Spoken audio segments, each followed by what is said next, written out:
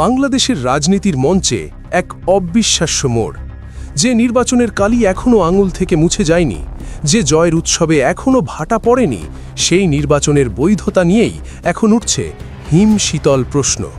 খোদ ডক্টর ইউনূসের প্রশাসন থেকে শুরু করে রাজপথের বিরোধী শক্তি সবার মুখে এখন একটাই দাবি, এই নির্বাচন সুষ্ঠু হয়নি, পুনরায় নির্বাচন দিতে হবে। কিন্তু কেন এই নাটকীয় পরিবর্তন? পর্দার আড়ালে আসলে কি ঘটেছিল গত 12ই ফেব্রুয়ারি? আজ আমরা উন্মোচন করব সেই সত্য যা হয়তো পুরো দেশের রাজনৈতিক মানচিত্র বদলে দিতে পারে। 12ই ফেব্রুয়ারি বৃহস্পতিবার, সারা দেশ তাকিয়েছিল ব্যালট বাক্সের দিকে। সকাল থেকে ভোটদান প্রক্রিয়া ছিল মোটামুটি শান্তিপূর্ণ। সাধারণ মানুষ লাইনে দাঁড়িয়েছে, ভোট দিয়েছে।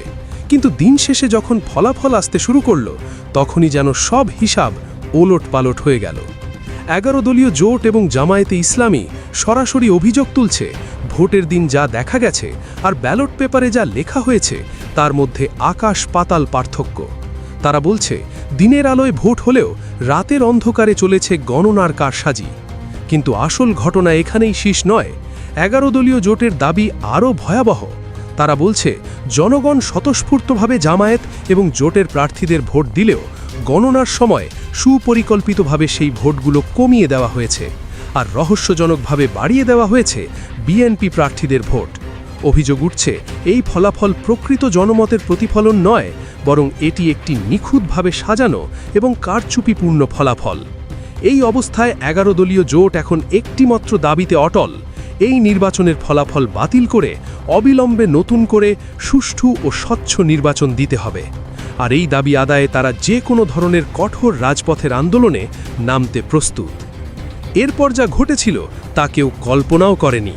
গতকাল এক জনাকীর্ণ সংবাদ সম্মেলনে জামায়াতে ইসলামীর আমির ডক্টর শফিকুর রহমান বিস্ফোরক সব তথ্য ফাঁস করেছেন।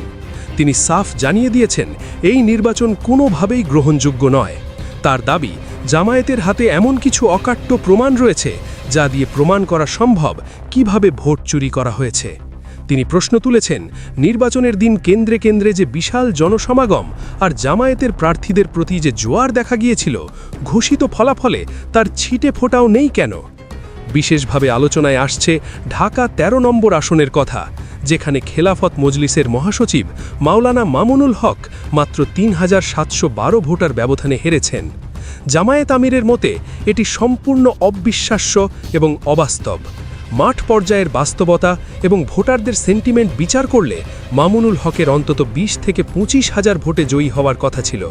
কিন্তু অভিযোগ উঠেছে, গণনার সময় তার প্রাপ্ত ভোট কৌশলে কমিয়ে প্রতিপক্ষের ঝুলিতে ভরে দেওয়া হয়েছে, যেন দেখানো যায় লড়াইটা খুব হাড্ডাহাড্ডি ছিল।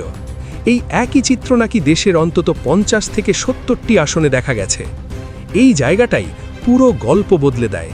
জামায়াত আমিরের দাবি অনুযায়ী তাদের কাছে বিভিন্ন কেন্দ্রের এমন সব ভিডিও ফুটেজ এবং ছবি রয়েছে যেখানে স্পষ্ট দেখা যাচ্ছে মানুষের জোয়ার ছিল জামায়াতের পক্ষে। শত শত ভোটারের সাক্ষ্য রয়েছে যারা বলছেন তারা জামায়াতকে ভোট দিয়েছেন, কিন্তু ফলাফলে দেখা যাচ্ছে অন্য কেউ জিতেছে।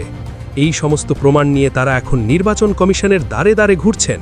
তাদের একটাই দাবি, সন্দেহজনক সব আসনে পুনরায় ভোট গণনা করতে হবে, আর সেই গণনা হতে হবে গণমাধ্যম এবং সব দলের প্রতিনিধিদের উপস্থিতিতে লাইভ ক্যামেরার সামনে। কিন্তু যদি নির্বাচন কমিশন এই দাবি না মানে? জামায়াত এবং 11 দলীয় জোটের হুঁশিয়ারি একদম পরিষ্কার, দাবি পূরণ না হওয়া পর্যন্ত তারা রাজপথ ছাড়বে না। এটি হবে একটি শক্তিশালী এবং নিরবিচ্ছিন্ন গণতান্ত্রিক আন্দোলন। 11 দলীয় জোটের অন্য শরিকরাও একই সুরে কথা বলছেন। খেলাফত মজলিস বলছে তাদের জনপ্রিয়তা ডাকাতি করা হয়েছে। জাগপার নেতারা তো আরও এক ধাপ এগিয়ে। তাদের মতে 7 বছর ধরে যারা মজলুম ছিল, আজ ক্ষমতায় যাওয়ার লোভে তারা জালিম হয়ে গেছে এবং ভোট চুরির মাধ্যমে ক্ষমতা দখলের চেষ্টা করছে। এনসিপি নেতারাও গভীর উদ্বেগ প্রকাশ করে এই ঘটনার বিচার বিভাগীয় তদন্ত দাবি করেছেন। এখন প্রশ্ন হল, 11 দলীয় জোটের এই দাবির ভিত্তি কতটা শক্তিশালী? তারা 5টি প্রধান যুক্তি সামনে আনছেন। প্রথমত, গণতন্ত্রের প্রাণ হল ভোটাধিকার, যা এখানে হরণ করা হয়েছে। দ্বিতীয়ত, কারচুপির মাধ্যমে আসা সরকারের কোনো নৈতিক বৈধতা নেই। তৃতীয়ত, জুলাই বিপ্লবের মূল চেতনা ছিল একটি অবাধ ও সুষ্ঠু নির্বাচন নিশ্চিত করা। যদি সেখানেই গলত থাকে তবে বিপ্লবের সব অর্জন বৃথা যাবে। চতুর্থত, এদেশের মানুষ অতীতে অনেকবার ভোট চুরি মেনে নিয়ে পরে আফসোস করেছে, কিন্তু এবার তারা আর সেই ভুল করবে না। আর পঞ্চমত, সংবিধান সংস্কারের গণভোটে ৬৬% মানুষ হ্যাঁ ভোট দিয়ে জামায়াত এবং জোটের অবস্থানের প্রতি সমর্থন জানিয়েছিল, যেখানে বিএনপি ছিল বিপক্ষে। ফলে জনমত যে জোটের দিকেই ছিল তা পরিষ্কার। পুনরায় নির্বাচনের জন্য জোটের পক্ষ থেকে বেশ কিছু কঠিন শর্ত দেওয়া হয়েছে। তারা বলছে, প্রথমে এই বিতর্কিত ফলাফল বাতিল করতে হবে এবং কারচুপির সাথে জড়িত নির্বাচন কমিশন এবং প্রশাসনের কর্মচারীদের বিরুদ্ধে আইনানুগ ব্যবস্থা নিতে হবে। এরপর একটি সম্পূর্ণ নতুন এবং নিরপেক্ষ নির্বাচন কমিশন গঠন করতে হবে, যাদের উপর সবার আস্থা আছে। নতুন নির্বাচনে শক্তিশালী আন্তর্জাতিক পর্যবেক্ষক দল থাকতে হবে এবং পুরো ভোট গণনা প্রক্রিয়া ভিডিও রেকর্ড করে স্বচ্ছতা নিশ্চিত করতে হবে। তাদের বিশ্বাস, একটি সুষ্ঠু নির্বাচন হলে তারা বিপুল ব্যবধানে জয়ী হবে। বাংলাদেশের রাজনৈতিক বিশ্লেষকদের মতে, এই পরিস্থিতি বিএনপির জন্য এক বিশাল অগ্নি পরীক্ষা। একদিকে তারা সরকার গঠনের প্রস্তুতি নিচ্ছে, অন্যদিকে তাদের বৈধতা নিয়ে বহির্বিশ্বে এবং দেশের ভেতরে প্রশ্ন উঠছে। যদি 11 দলীয় জোটের আন্দোলন জনসমর্থন পায়, তাহলে এই সরকার পক্ষে শাসন কাজ পরিচালনা করা প্রায় অসম্ভব হয়ে পড়বে। অনেক বিশেষজ্ঞ মনে করছেন, পুনরায় নির্বাচন করা ব্যয়বহুল হলেও দেশের স্থিতিশীলতা এবং দীর্ঘমেয়াদী গণতন্ত্রের স্বার্থে এটি বিবেচনা করা ছাড়া হয়তো আর কোনো পথ খোলা নেই। আন্তর্জাতিক মহলের ভূমিকাও এখানে অত্যন্ত গুরুত্বপূর্ণ হয়ে দাঁড়িয়েছে। সোশ্যাল মিডিয়া এখন যুদ্ধের আবহ। জামায়াত এবং 11 দলীয় জোটের সমর্থকরা হ্যাশট্যাগ ক্যাম্পেইন চালিয়ে কারচুপির প্রমাণ প্রচার করছে। অন্যদিকে বিএনপি সমর্থকরা একে পরাজিতের আর্তনাদ বলে উড়িয়ে দিচ্ছে। তবে সাধারণ মানুষ এবং নিরপেক্ষ পর্যবেক্ষকরা কিন্তু চিন্তিত।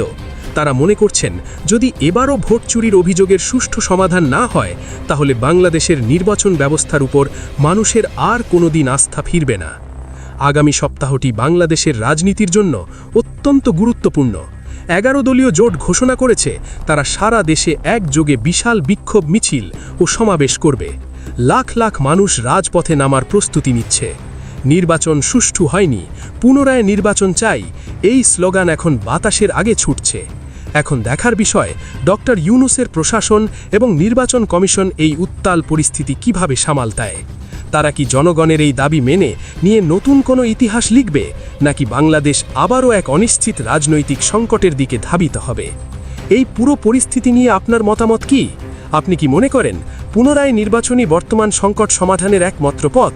আমাদের কমেন্ট বক্সে আপনার মূল্যবান মতামত জানান। বাংলাদেশের রাজনীতির এমন সব রোমাঞ্চকর এবং গুরুত্বপূর্ণ আপডেট পেতে আমাদের সাথেই থাকুন।